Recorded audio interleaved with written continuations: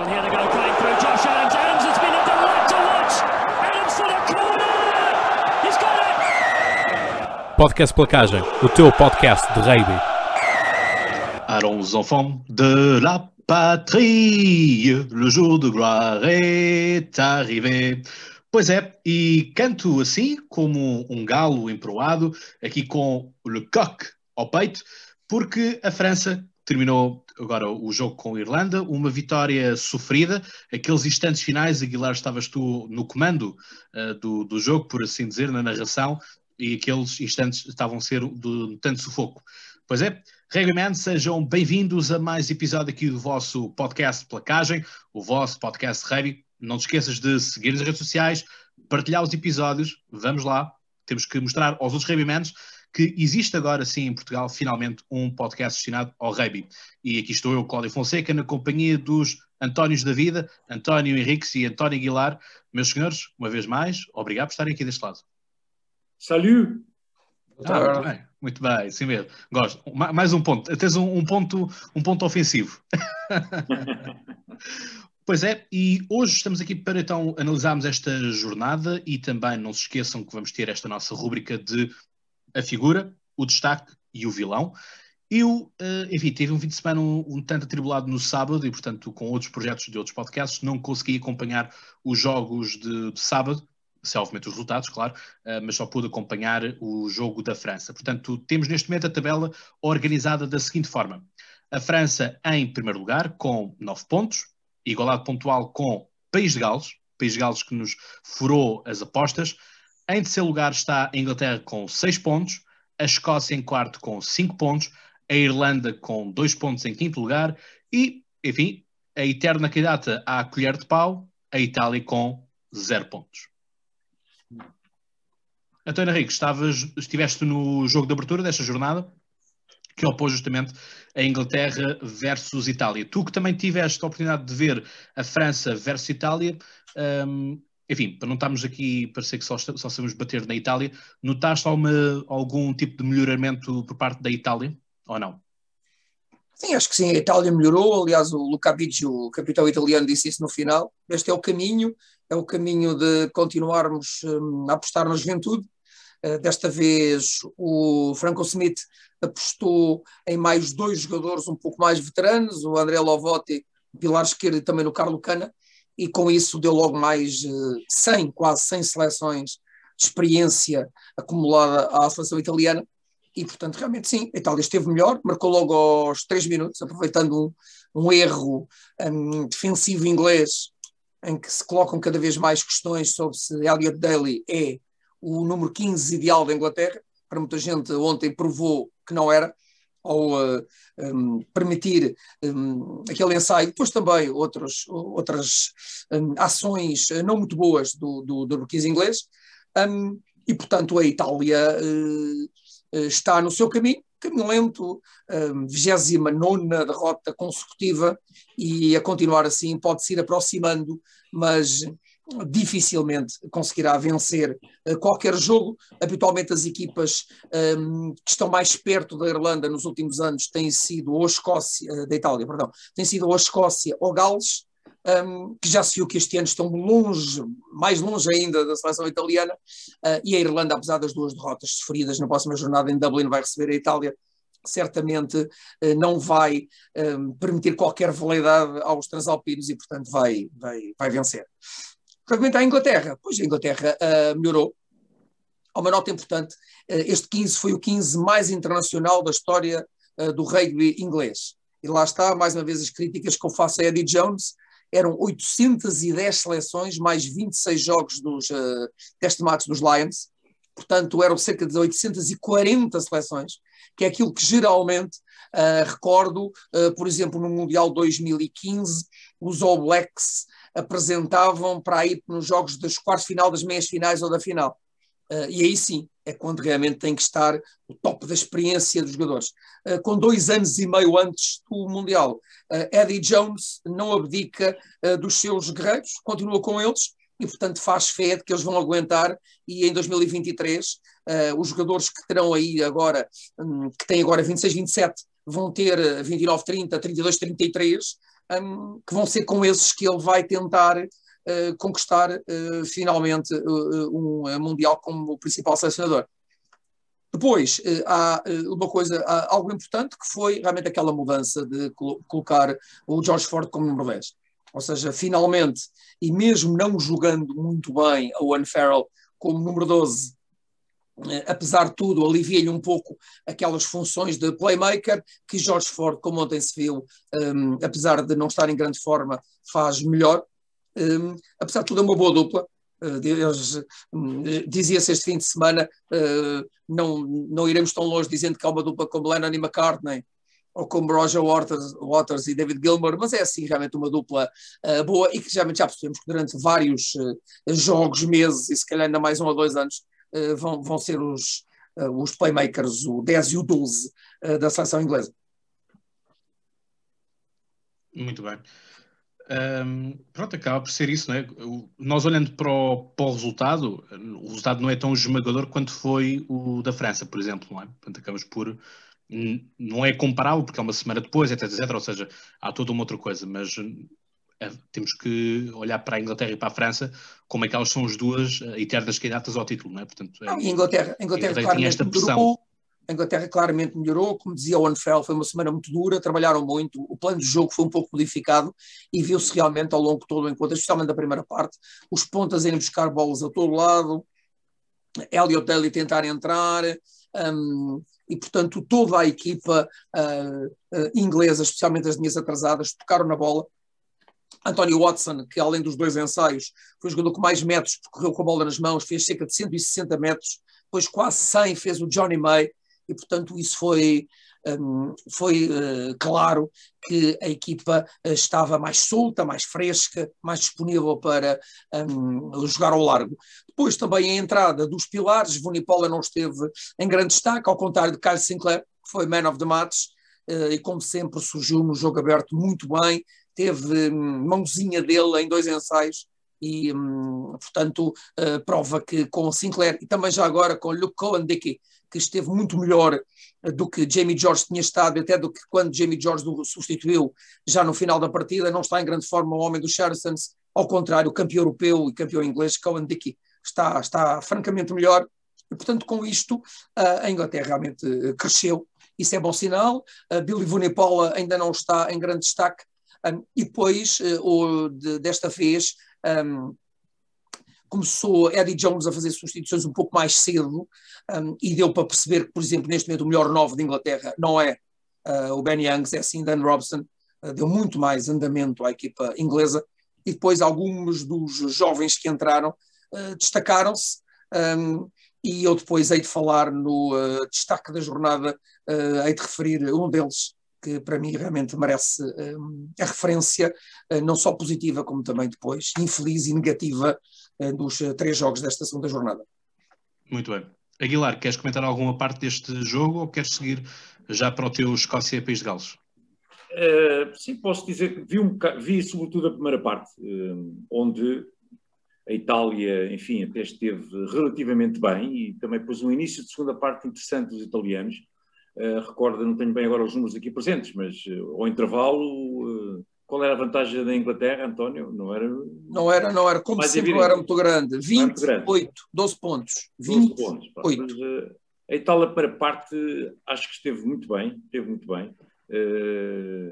Enfim, dentro das suas limitações, obviamente, mas claro que era esperado que os ingleses entrassem a todo o gás e estivessem muito, muito pressionados por conquistar a vitória bonificada, como conseguiram, mas a Itália pode ir evoluindo lentamente, mas a este nível, e estando sempre a perder, enfim, a questão motivacional e da confiança dos jogadores, se continuarem a manter-se, já é bom, porque não é fácil manter estimulados e motivados estes jogadores quando vão perdendo sistematicamente e são alvo das críticas. Mas eles estão num patamar de enorme exigência, e só assim, e aí o capitão tem razão, e também, em certa medida, o Franklin Smith, que só competindo e jogando e enfrentando os melhores pode também evoluir. Agora, creio que também dentro do rugby doméstico italiano, talvez fosse preciso fazer um bocadinho mais de investimento, sobretudo naquelas suas 2 franquias que disputam a Guinness Pro 14, para dar ainda mais condições a essas duas equipas que também semanalmente vão defrontando os melhores. Mas a Itália, vamos ver se até que ponto é que em casa conseguem surpreender algum dos seus adversários. Não tenho aqui presente o calendário, não sei se recebem a Escócia, se recebem depois o País de Gales, é por aí. Não, eles vão Irlanda, receber a Irlanda, e depois Gales, é isso. Pode ser com a Irlanda. E terminam na Escócia. Pode ser que a Irlanda possa apanhar lá algum susto, mas não pode passar disto em relação aos italianos. Se quiseres, posso começar já então a falar sobre... Vamos à Escócia e Gales, que foi o que nos falhou, não é? Por um ponto. É verdade. E por ser um ponto, gostaria de fazer uma análise realmente geral do que é que foram estes 6 jogos das 2 primeiras jornadas, excluindo os jogos em que participou a Itália, dos 50-10 e os 41-18, vitória da Inglaterra e vitória da França em Roma, dizer que houve um enorme equilíbrio em termos pontuais. Houve 2 jogos em que o vencedor foi por 5 pontos, e depois outro jogo que foi pela diferença de 1 ponto, e finalmente o jogo de hoje, de domingo, que foi a vitória da França por 2 pontos sobre a Irlanda. Portanto, há um nivelamento, enfim, para já, dos desfechos destes jogos, que também se traduzem em grande escala relativamente àquilo que se passou dentro das 4 linhas. E depois tem havido realmente, em 2, 3 jogos, nessa competitividade que dura até o último minuto, e essa incerteza, portanto, cria muita emoção, valoriza o espetáculo. Tem havido uma excelente atitude de praticamente todas as equipas em querer jogar mais um rugby ofensivo, com posse de bola, enfim, de manutenção da posse, sendo certo que hoje em dia é um dado adquirido, as defesas estão muito bem organizadas, estão muito bem estruturadas, todos os jogadores sabem qual é o seu papel em termos defensivos. Ainda hoje se viu isso em relação à França, mas já lá iremos, e portanto, cada vez mais é difícil encontrar espaço e encontrar uma forma de quebrar as muito bem organizadas defesas. Quiçá, se calhar, daqui a uns anos, poder-se-á pensar em reduzir de 15 para 14 jogadores as equipas no início, não é? Já se falou nisso há uns anos, porque o metro quadrado está cada vez mais caro e não se consegue, muitas vezes, ultrapassar as defesas. Bem, continuar a dar estas ordens aos árbitros, isso vai ser fácil. Rapidamente começam as equipas a ter 14, 13, porque realmente os cartões estão a aparecer. Tinha aqui apontado isso, é extraordinário. Realmente 4 jogos, 7 da Itália, deram pontos de bónus defensivo às equipas, o que é curioso. Nos 6 jogos, não é? Nos 6 jogos que tivemos 4 de ponto de bónus defensivo e apenas 3 de ponto de bónus atacante. É curioso realmente o equilíbrio que está a haver, que por um pontapé ou isso, praticamente isto podia estar tudo mudado, não é? A equipa que tem 2 derrotas podia ter 2 vitórias, etc. Portanto, está uma grande igualdade, mas acho, António, que o equilíbrio está um pouco por baixo, ou seja, com exceção realmente dos jogos com a Itália, as equipas ainda não... Acho claramente que o Covid está realmente a marcar também o rugby e, portanto... Claro. É isso que eu ia dizer. Realmente há um nivelamento um pouco por baixo, mas de qualquer maneira esta indefinição e a dúvida quanto ao desfecho dos jogos valoriza um pouco o espetáculo, na minha perspectiva. Claro. Realmente o jogo Escócia-País de Gales foi, tal como tinha sido o País de Gales-Irlanda, teve alguns pontos de contacto, não é? Nomeadamente uma das equipas também ver um cartão vermelho, como aconteceu com a Irlanda na deslocação a Cardiff, há uma semana atrás, e aqui também aconteceu um cartão vermelho num lance muito parecido, também uma limpeza de rec. Aqui, um pouco mais tarde do cartão vermelho que tinha sido mostrado ao jogador irlandês, que foi logo aos 13 minutos, agora foi aos 53. Portanto, de qualquer maneira, ficou a jogar na última praticamente meia hora a Escócia com menos um jogador. Bem, de qualquer maneira, dizer que os escoceses, para parte, entraram muito bem no jogo, estiveram a dominar a maior parte, enfim, dos momentos do jogo, com uma velocidade de execução um pouco acima dos galeses, os galeses um bocadinho na expectativa, a defenderem bem, mas a qualidade individual de 2, 3 jogadores escoceses começaram a ditar a diferença, nomeadamente O capitão, Stuart Hogg, foi realmente, de novo, um jogador muito influente, perigosíssimo nos ataques vindo de trás, quando bloqueia aquelas bolas vindas do ar do jogo ao pé do adversário e depois lança os contra-ataques. Ele próprio também consegue quebrar a linha muitas vezes, portanto é um jogador muito rotativo, embora baixo, mas que tem uma mudança de velocidade realmente muito difícil de travar, de placar, e foram essas unidades da Escócia que foram projetando os escoceses para mais ocupação do meio-campo galês, com resultados práticos. Marcaram um excelente ensaio pelo Darcy Graham, depois de um pontapé curto do Ali Price, de grande visão, e ao intervalo estavam a vencer por 17-8, sendo que, com 2 ensaios obtidos, o país de Gales ainda conseguiu reduzir para 17-8, com o ensaio do ponta Rhys Zammit, e a verdade é que, para a segunda parte, estava convencido que a Escócia iria, mantendo assim o ritmo, poder ainda aumentar o resultado. Acontece que, aos 13 minutos da segunda parte, pelo cartão vermelho mostrado ao pilar Zander Fagerson, a Escócia claramente ficou em dificuldades. O país de Gales, nesse aspecto, e também mexendo no banco, trocou o médio de abertura, o Dan Biggar, pelo Callum Sheedy, que é um médio de abertura que eu gosto imenso, joga no Bristol Bears, é muito bom nos pontapés colocados aos postos e também nos pontapés em jogo aberto, e veio trazer algo mais à linha de 3/4 do país de Gales. Mas, a jogar com mais um homem, os galeses tiveram então a sua melhor jogada da linha de 3/4 com um cruzamento já na área de 22 metros escocesa, com um salto e depois com um ensaio do Liam Williams, que conseguiram reduzir para 17-15. E aí, e depois já com o cartão vermelho, as coisas tornaram-se muito mais complicadas. O país de Gales faz ainda um terceiro ensaio, da autoria do pilar Wyn Jones, depois de um molde dinâmico muito bem dos avançados galeses, uma conquista autoritária no alinhamento, onde de novo os galeses foi talvez a par com os turnovers no jogo no chão. A conquista de bola no alinhamento foi talvez o ponto mais positivo da exibição dos avançados do país de Gales. Um molde dinâmico que entrou muito bem, e aproveitando a superioridade numérica, o pilar acaba por fazer, o Wyn Jones acaba por fazer o terceiro ensaio galês, e nessa altura passam para a frente por 20-17. Curiosamente, a Escócia, tal como tínhamos visto a Irlanda fazer quando estava já com menos um homem, nem por isso deixou de acreditar.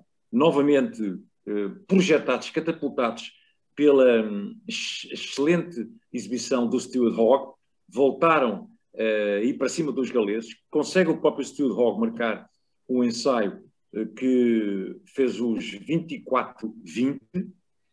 Já antes deste ensaio, a Escócia, e quando aliás estava 15 contra 15, a Escócia consegue levar o jogo até muito perto da linha de ensaio do país de Gales. Não conseguiu fazer um ensaio, houve até um lance em que aconteceu o ensaio, mas houve uma obstrução de um jogador da terceira linha escocesa que obrigou o árbitro a consultar a videoarbitragem e acabou por anular e bem o ensaio, porque houve realmente uma obstrução.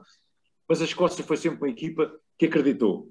E então, depois de dar a volta após 24-20, pensava-se que os escoceses poderiam aguentar os derradeiros 10 minutos, mas apareceu um jogador muito inspirado, o ponta de apenas 20 anos, o Louis Rhys Zammit, que numa jogada individual apanha a bola na ponta, dá um pontapé por cima da defesa escocesa, da linha 3/4 escocesa, e depois acaba por marcar o ensaio, que faz os 25-24. A Escócia depois, na reta final, ainda tem uma jogada em que, na zona do meio campo, o Stuart Hogg, de novo, no contra-ataque, quebra a linha e depois transmite a bola para o ponta sul-africano Van der Merwe, e quando Van der Merwe já ia embalado, e toda a gente acreditava que ele podia marcar o ensaio que desse o triunfo final à Escócia, há um jogador galês que faz uma colher e com o seu braço consegue desequilibrar e obrigar o Van der Ven a tropeçar. E aí acaba por impedir que surgisse o tal ensaio que eu, na minha opinião, achava que se justificava e que era uma vitória justa dos escoceses, por toda a sua atitude e o acreditar, arriscar. Também um plano tático que só não resultou porque houve aquele contratempo do cartão vermelho. Só juntar aí duas ou três notas. Como esta foi a primeira vitória do Pivac em 5 deslocações fora de Cardiff, ainda nunca tinha ganho fora de casa, ganhou finalmente, acaba por ser quem merece se calhar vencer o jogo, é realmente o Wayne Pivac, porque ele aos 50 minutos de jogo faz uma coisa que não é normal, troca o par de médios. Estava já um pouco saturado de Gareth Davies e de Dan Biggar, que pelo segundo jogo consecutivo volta a passar ao lado do jogo. Toda a gente está a pedir agora claramente em Gales Callum Sheedy à camisola 10 do país de Gales. E realmente com o novo par de médios Gales começou a andar. Depois, claro, poucos minutos depois, aos 54 minutos, é a exclusão do Zander Fagerson, e é dessa falta que surge o alinhamento que vai dar o molde e que vai dar o ensaio do Mick Jones, e portanto foi realmente número, linha e bingo, assim em 54 minutos. Portanto, praticamente em 5 minutos Gales acaba por ganhar e se calhar merecer a vitória num campo que está a ser, nos últimos anos, como tínhamos referido, o verdadeiro parque de diversões para os galeses. Nas últimas 7 vezes que lá foram, venceram 6, só foram derrotados uma vez. Ontem estiveram realmente muito perto.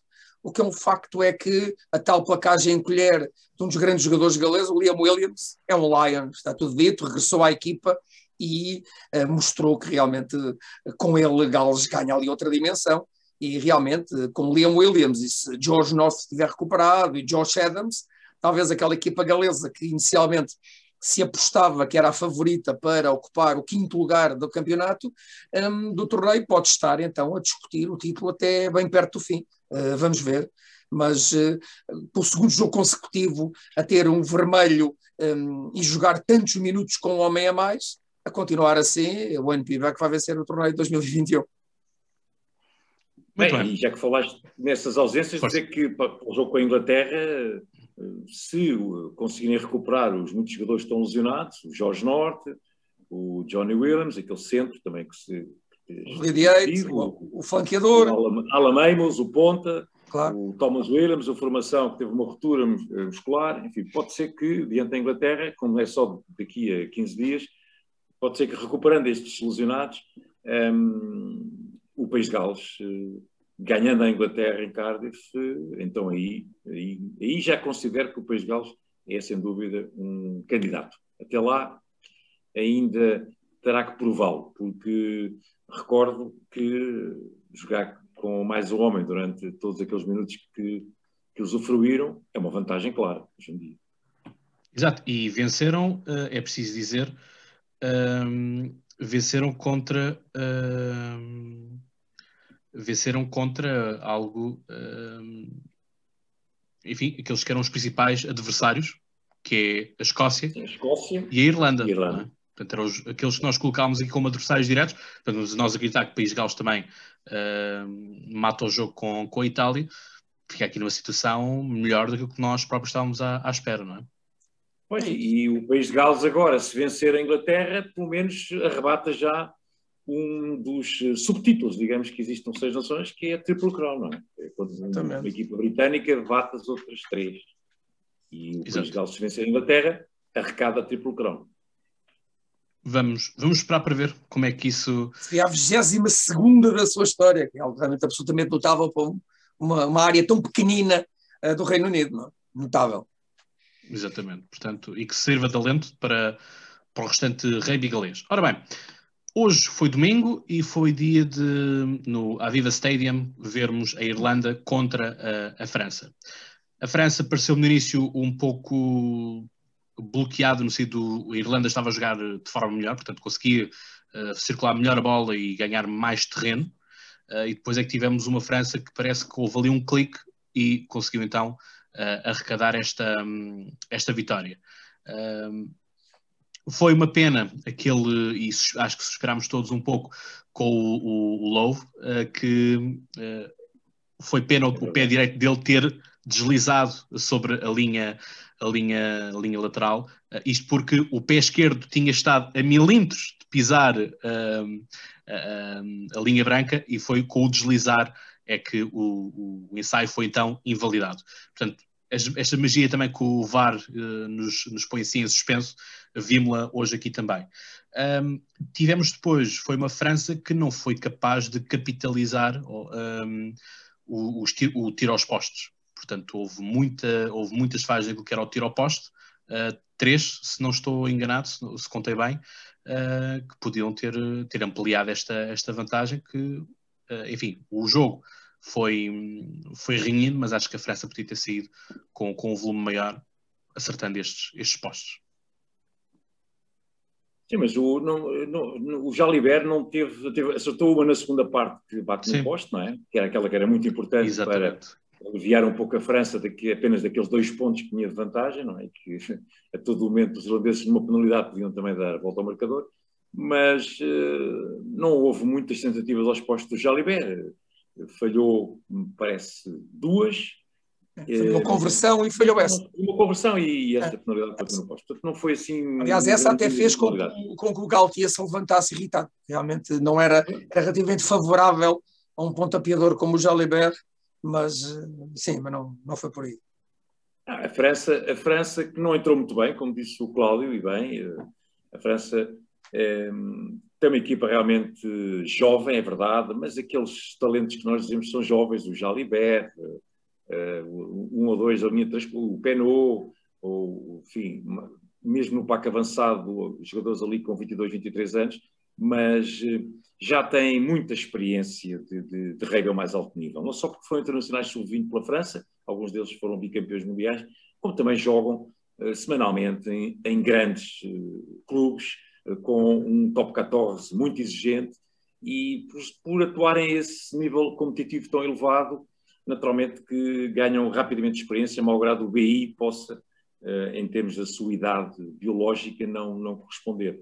Mas eu acho que, a partir do momento em que a França, com enorme pragmatismo, diria quase ao cinismo, a primeira vez que conseguem fazer uma jogada, mesmo ao melhor estilo da França, com aquela quebra de linha do Jalibert, que depois faz um offload soberbo, e eles transportam no ápice o jogo da linha do meio campo para bem dentro dos 22 metros da Irlanda. Depois a bola é aberta no rec, a bola é aberta rapidamente para o lado contrário, e aparece o Olivon e mais o Ficou completamente quase isolados, não é? Ficam 2 defensores irlandeses, e depois aquela execução técnica do Ficou, pôr a bola à mão num passe nada de rugby, um bocadinho até a basquetebol, por cima da cabeça do placador irlandês para as mãos do capitão, é uma delícia. E isso, aquela inversão do resultado que estava favorável à Irlanda, o Irlanda a fazer um esforço enorme, já tinha desperdiçado o tal ensaio do James Lowe, que é um dos tais lances que eu acho que a qualidade dos planos que o realizador nos ofereceu na transmissão, quanto à análise, enfim, da infração ou não do 3/4 ponta irlandês, é realmente de um detalhe incrível. E foi isso mesmo que permitiu ao vídeo árbitro poder dar a sua opinião sustentada, claramente. Eu, ao princípio, até estava só a olhar para o pé esquerdo, mas o pé direito é que acaba por roçar, impelido um pouco pela aquela placagem, não é bem placagem, aquele mergulho do Gael Ficou, que dá mais um chega para lá no ponta irlandês. E é um ensaio muito parecido àquele que eu nunca mais me esqueço no final. É exatamente o que eu ia dizer. Exatamente, o Lowe escusa de se queixar muito, que já deu um título mundial. É verdade. Mas já fez a Inglaterra perder um título mundial, que é muito pior do que isto. Não é? É verdade. O ponto inglês também aí roçou com a biqueira da sua bota na lateral, e o ensaio foi invalidado. Mas pronto, são contas antigas. Foi campeão do mundo, exatamente. Portanto, lição a retirar, Rugbymen, quando forem fazer o mergulho para fazer o vosso ensaio, levantem os pés. Acho que é isto, portanto, que deixem só os joelhos a deslizar, portanto... Não é fácil, não é fácil. Eu sei, Não é fácil. fica aqui E atenção, reparem que o ensaio mais fantástico desta jornada é aquele ensaio do Johnny May, o seu 32º, não é, que o coloca como segundo melhor marcador de ensaios da história do rugby inglês, em que ele dá aquele salto e consegue tecnicamente irrepreensível fazer o toque, e curiosamente na sua coluna de hoje do Daily Mail, o melhor árbitro do mundo, Nigel Owens, diz que ele não tem direito a fazer aquilo, deu um salto de rã por cima, não é autorizado. Se fosse com ele a arbitrar, tinha dado penalidade contra a Inglaterra. Portanto, vejam lá. Não pode ser. Não, isso é estranho. Não faz sentido. Mas... Olha, relativamente à França, o que eu queria dizer é que realmente é um cumprimento grande que eu posso dizer ao Fabien Galthié. Galthié foi um fantástico jogador de rugby e realmente está a colocar a França num patamar cada vez mais muito credível como favorito a um título mundial. Ou seja, a França habituou-nos a vitórias fantásticas com o seu dominado champanhe rugby, e quando a coisa a rolha não saía, a França perdia, fazia faltas, era indisciplinada. Hoje foi o exemplo disso. Se há 8 dias foi um bocadinho champanhe rugby perante uma equipa mais débil, hoje perante uma Irlanda, e num estádio sempre complicado, apesar de não ter público, não houve champanhe, mas houve, sei lá, houve um Bordeaux, podemos dizer, houve um tinto muito sério, muito encorpado, rigoroso, e isso é que define as grandes equipas, e como disse bem o António, um pouco cínico, porque nós estávamos a ver a Irlanda a cavalgar por cima da França, ondas de ataque verde, e de repente no primeiro bola que têm ali, que fazem uma perfuração, é um ensaio magnífico, o ensaio do capitão do Olivon, e isto realmente foi França no seu melhor. E, portanto, é um grande cumprimento, um grande chapeau ao Fabien Galthié, está realmente a construir uma equipa, como eu digo, ao contrário da Inglaterra. Vamos ver no jogo da 4ª jornada em Twickenham, se calhar vou ter que engolir isto tudo, ou seja, a Inglaterra vai dar uma sova na França, não sei, pode acontecer, mas neste momento eu acho que este aqui é o caminho para daqui a 2 anos e meio uma equipa estar no seu top. É realmente com os jogadores com 20, 30 seleções, estão a crescer neste momento, e depois reparem, a equipa deve estar muito unida, porque o jogador que marcou 2 ensaios na primeira jornada saiu e quase não se notou, o Penou entrou muito bem e, portanto, prova a tal profundidade, que é a tal coisa que também há pouco estava a referir o António. O top 14 é realmente de uma intensidade. Os embates são muito duros, muitas vezes em inverno bem rigoroso, e continuam a jogar, e tudo isso vai dando aos jogadores uma maturidade e uma maneira de estar muito, muito importante. E nós às vezes estranhamos como é que há jogadores ali com 21, 22 anos e estão perfeitamente à vontade, não é? E isso aconteceu, e portanto foi a primeira vitória francesa em Dublin desde 2011. Há 10 anos que não venciam lá, é importante. Só para dizer um apontamento final com a Irlanda.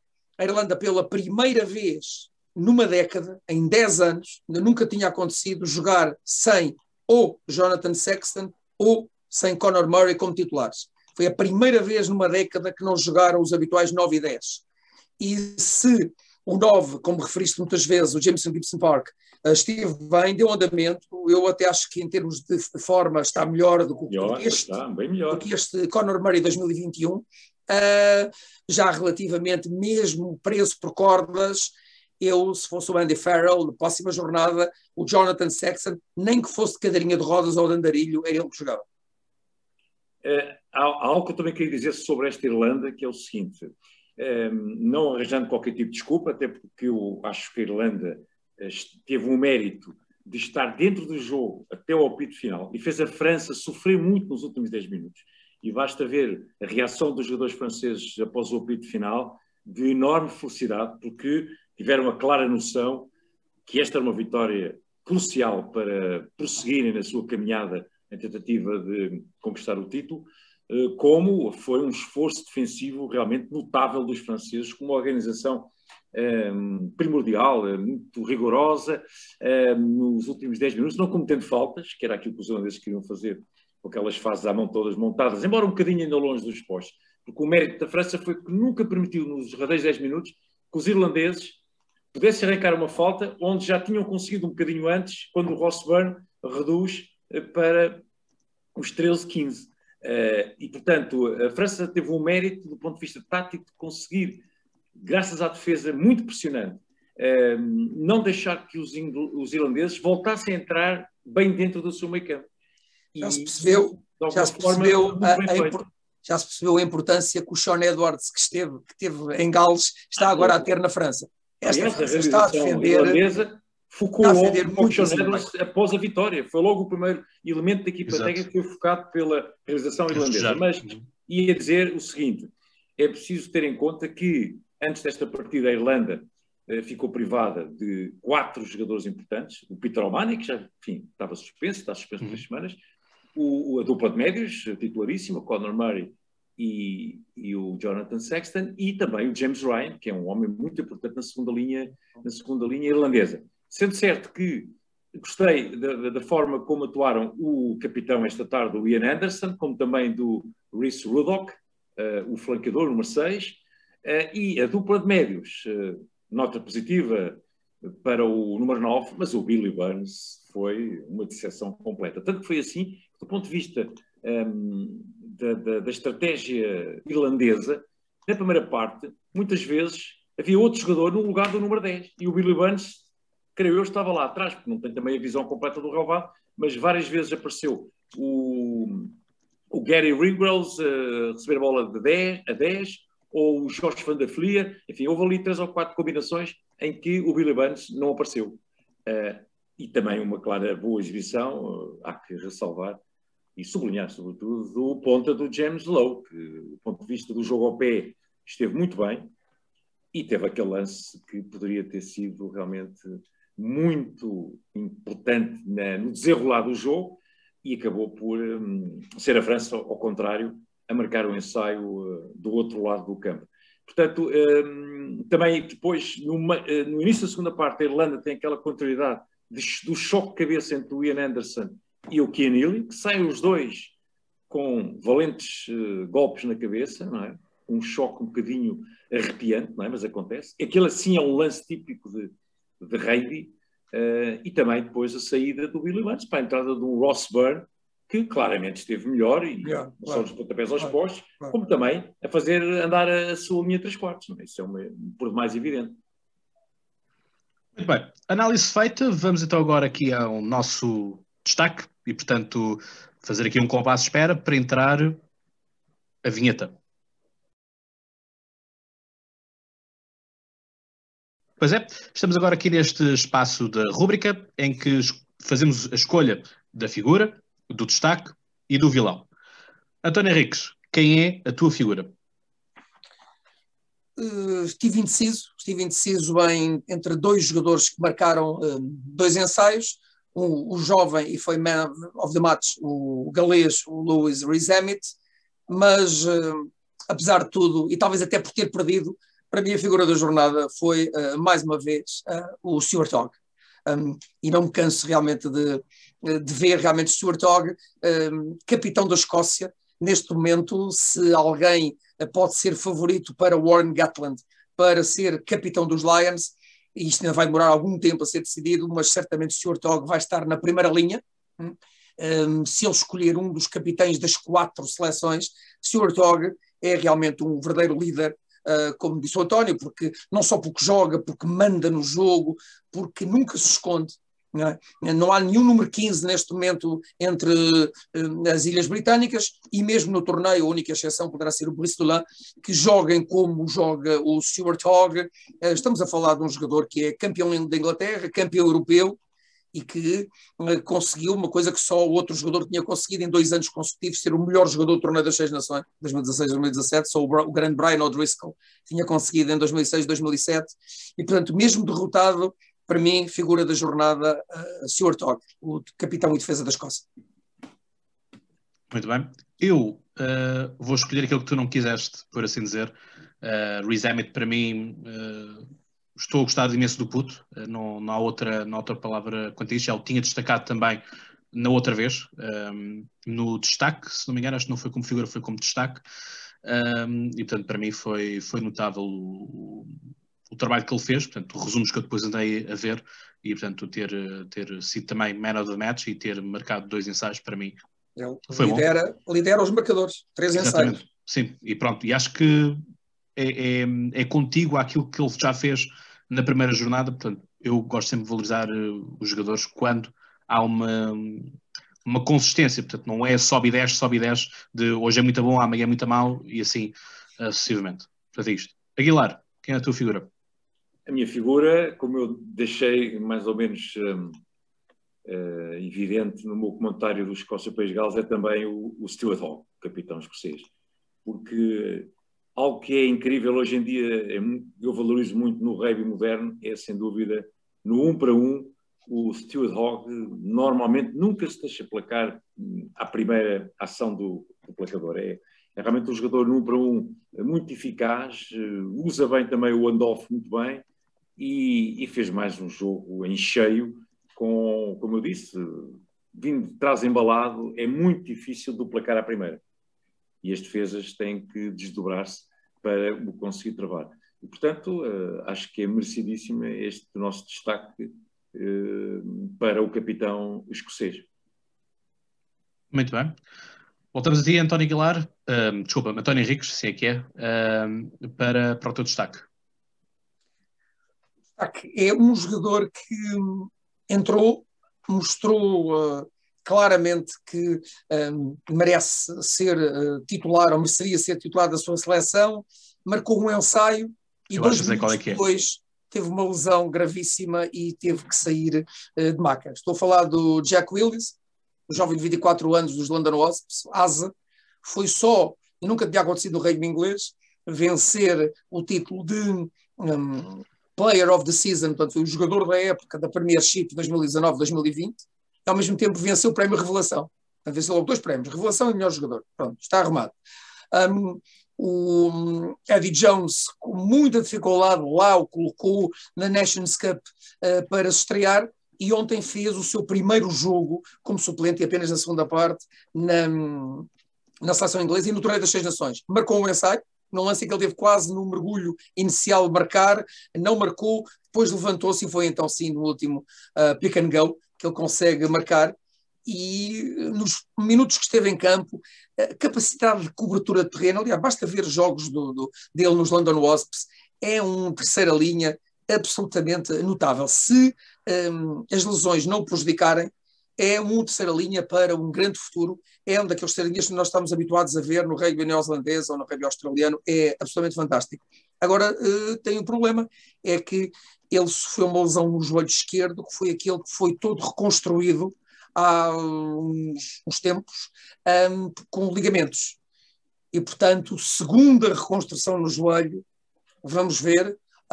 A reação do Eddie Jones, mesmo depois na conferência de imprensa, foi quase dizer uma asneira, porque estava mesmo a contar com Jack Willis para o 15 titular, se quer achar para a próxima jornada em Gales, e realmente é o destaque. Há muito tempo que eu não vi um jogador de tão pouco tempo distinguir-se tanto e depois acabar com uma lesão tão grave. Jack Willis é o destaque da semana. Para mim, eu achava que era este que ias dizer, mas escolheste outro. Eu vou para o jogo da Irlanda e aqui vou escolher também alguém que entrou e marcou logo. E, portanto, falo do Keller. E portanto, para mim, acho que aquilo foi brutal. Acho que é impossível fazer isto. Portanto, eu aqui iria sempre colocar dois lances em questão, ou este ou o ensaio do Penaud. Para mim também é brutalíssima, troca toda que existe ali de bolas e do desmontar da linha irlandesa. E portanto, para mim, ter visto este ensaio da Irlanda, acho que faz sentido coroar também nisto.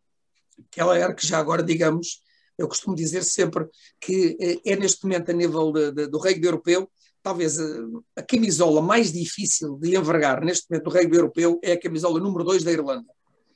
Porque se havia um jogador carismático, líder, e que realmente há anos e anos e anos estava a envergá-la, era Rory Best, o capitão do Ulster e capitão da Irlanda, e realmente há um grande vazio, ao contrário do que acontece nos pilares, por exemplo, mas realmente o Keane Healy, o Andrew Porter ou o Furlong devem realmente estar a sentir muito aquela presença que era carismática, não era, António, do grande Rory Best, e portanto Andy Farrell ainda não conseguiu acertar quem é o seu melhor tabulador, se é o Herring, se é o Keller, vai alternando, e desta vez o Keller entrou e para aqui, 2 ou 3 minutos depois marcou um ensaio muito esperto, muito curioso, muito agradável, muito giro. Mas também, vocês não sei se lembram, também teve um bocado de sorte no ressalto da bola ao vale. Claro que sim. Claro. A bola espirrou do alinhamento, bateu no relvado e Mas vai atenção para fora. Mas atenção que foi muito esperto e foi atenção muito rápido depois. E a 1 metro ou 2 dele estava aquele que nós dizemos que é o melhor jogador do mundo e que é ultra rápido, portanto ele conseguiu reagir mais rapidamente quanto ao Dupont. Eu reparei mesmo na repetição que o Dupont estava lá quase e de repente o Keller passou por ele e acho que sim, é um bom destaque. E depois atropelou o pequeno Villiers, Gavin Villiers. Mas o Villiers tem para aí metade do peso do Keller. Eu, no meu destaque, e agora a minha vez,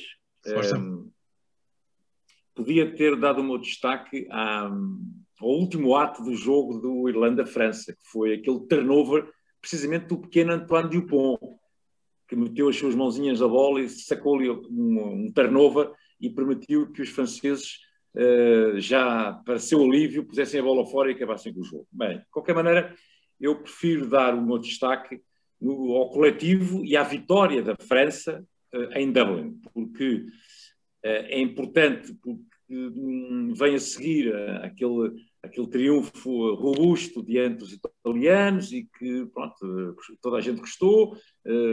A França é apontada como uma das grandes candidatas e é uma realidade, isso é indesmentível, mas hoje a vitória da França em Dublin não só lhes dá a liderança, não isolada, mas pronto, parceria com o país de Gales, como é sem dúvida um passo muito importante para os franceses na conquista do título e portanto o meu destaque vai para a vitória da França fora, o que já não acontecia desde 2011 e portanto aí também um obstáculo, digamos que psicológico que poderia ter de alguma forma perturbado os franceses, mas realmente esta equipa comandada por Fabien Galtier tem enorme personalidade, está muito bem organizada e aquela terceira linha, eu olho para o pack avançado desde a formação até aos 2 pilares e ao treinador, o Julien Marchand faz também um jogo excelente, tem até uma perfuração na segunda parte que não deu ensaio por um bocadinho, mas toda aquela terceira linha, muito bem, os segundas linhas poderosíssimos, sul-africanos, com um impacto físico no jogo enorme e portanto o destaque vai para a vitória dos tricolores. Muito bem, muito bem. Ainda bem que escolhes isso. Eu aprovo. Ainda bem, estava assustado. Ora bem, vamos então ao vilão. Pois, o meu vilão é difícil, porque não há. Nós já temos falado muito. Foi uma semana popular, não é? Também. Sobre os cartões vermelhos, etc. E, portanto, era demasiado óbvio estar a escolher o pobre do pilar escocês. Apesar de realmente foi jogando com 14 homens que a Escócia se calhar acabou por perder o jogo, mas para mim o meu vilão também se calhar não tem culpa, porque realmente aquela equipa parece quase uma enfermaria de São José depois de um desastre em cadeia, mas Andy Farrell, eu nunca esperaria nem nos seus piores pesadelos que depois de 2 jornadas a Irlanda ia somar 2 pontos de bónus defensivo, ou seja, que tinha 2 derrotas.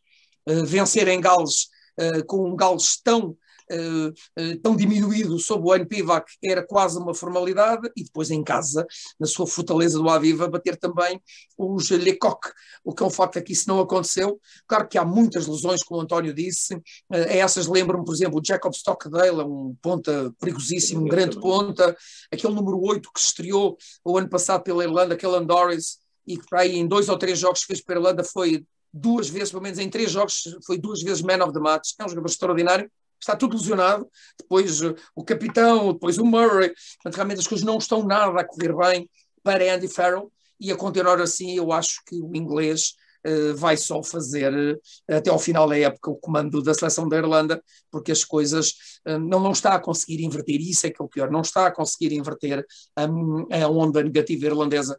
E, portanto, o meu vilão, entre aspas, coitado, é para o inglês Andy Farrell, selecionador da Irlanda. Olha, foi como já tínhamos falado um pouco em off, Para mim, eu vou ter que ir aqui outra vez à Irlanda. Não gostei da postura do Keith Earls. Para mim, enfim, acho que fez ali duas coisas que, no meu entender, não são corretas, não são muito esportivas, e portanto acho que um atleta também, para ser um verdadeiro atleta, pode ser um desportista, mas para ser um atleta também tem que ter muito fair play de jogo. Aguilar. E o que é que ele fez? O Keith Earls, não me lembro. Deixou-se cair para cima do Charles, não é? E portanto, e também aquele deslizar que depois leva ao cartão amarelo do francês também. Não gostei. No lance do amarelo ao capitão, Sim. Ou terceira linha, ou segunda linha francesa? Sim, agora o nome é o capacete Sim, capacete vermelho, sim. Mas achas que ele simulou, foi? A mim pareceu-me ser um pouco da manha, um pouco aquilo que vocês estavam a falar no comentário, porque eu não vejo motivo para ele ter caído, quer dizer, não é... Não gostei. A mim pareceu-me manha. Estás no teu direito. Mas dou livre... Mas aberto a outras opiniões. Sim, claro. Portanto... Bem, eu em relação ao vilão não posso deixar de... A minha dúvida, e se calhar, enfim, para não castigar o jogador, quanto a mim o jogador não tem a culpa, o lance do cartão vermelho ao escocês, ao Zander Fagerson, é um lance, quanto a mim, mal analisado pelo árbitro, e o meu vilão é o árbitro, o Matthew Carley. Portanto, porque, quanto a mim... Também tive quase para pôr esse. Tive quase para pôr o Matthew Carley. Foi um bocadinho atrás daquilo que tinha-se passado, e tinha sido um lance muito comentado e que criou grande polémica, do vermelho ao Peter O'Mahony, e o senhor Matthew Carley foi um bocadinho atrás, porque digamos que o padrão já estava estabelecido. Eu acredito que sejam até instruções da própria World Rugby, no sentido do critério ser muito, muito rigoroso relativamente à análise destes lances, mas também com a parceria do vídeo-árbitro, que, digamos, deu a sua chancela no lance. Eu atribuo o vilão desta semana ao árbitro Matthew Carley, que expulsou o pilar escocês Zander Fagerson. Continuo agora, e já agora que estamos a falar nisto, eu gostaria de, creio que estávamos a falar nisso em off, precisamente, que a World Rugby pudesse ponderar, e as boas ideias normalmente vêm do Hemisfério Sul. Nós há pouco estamos a falar dos pontos bónus defensivos, ofensivos, da vitória 4 pontos e aquela coisa toda. E o torneio das 6 nações, e também já foi das 5, teve já o sistema de pontuação tinha sido introduzido no Super Rugby desde 1999, para aí, assim por aí, e ainda no torneio das 6 nações havia 2 pontos por vitória e 1 por empate e 0 derrota.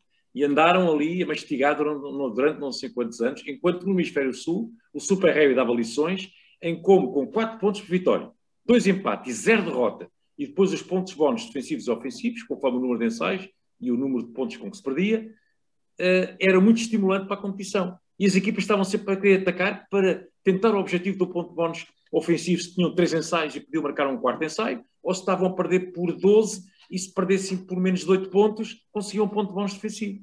Ou quiçá até conseguiam a vitória e tinham os 4 pontos em vez dos 0 da derrota. E esse fator motivacional, não é? Isso só mudou nas 6 nações para aí há 4, 5 anos. Sim, há 3 anos ou 4, não sei, não posso precisar. Vai 10, mais de 10 anos em que eles insistiam com o conservadorismo e tal. Não mudamos. Exatamente. Como agora, no Super Rugby Aotearoa, e não sei se no Super Rugby Austrália, mas no Aotearoa já isso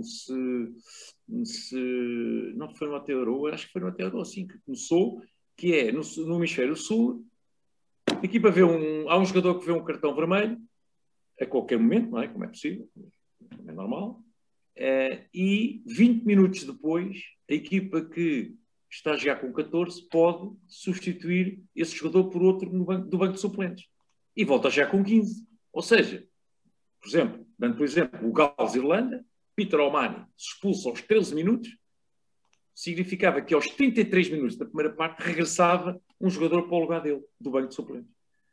E isto, de alguma forma, acho que é de inteira justiça. E creio que poderia, a breve trecho, a Organização do Torneio das Nações e o World Rugby, enfim, em termos até pode ser uma decisão que seja um trial que está já testado lá em baixo e resultando é adotado pelo Hemisfério Norte e por todo o rugby. E até aqui no Campeonato Português passaria a haver essa situação do cartão vermelho, 20 minutos depois entra um jogador do banco de suplentes. Já para não falar, outra coisa que existe no Super Rugby até Euroa, que é não há empates. Se o jogo sair empatado ao fim dos 80 minutos, há um prolongamento com o ponto de ouro, que é marcar os primeiros 3 pontos, enfim, por penalidade ou ensaio ou pontapé de ressalto, ganha o jogo. E fica aqui a sugestão. É esperar para ver o que é que vai surgir nos próximos tempos e, portanto, ficamos assim conversados. Meus senhores, foi um gosto estar aqui convosco também e, portanto, para aqueles que nos estão a seguir, é deixar nos comentários se vocês concordam com estas mesmas, escolhas nossas e se tiverem outras, sugiram-nas, obviamente. Portanto, não se esqueçam de partilhar e de continuar a subscrever aqui o vosso podcast Placagem. Portanto, despedimos-nos com aquele habitual urrá que já vão ouvir daqui a pouco. Este é o Desporto da Bola Oval, este é o teu podcast de rugby, o podcast Placagem, e em 3, 2, 1, urrá! Olá. Uá!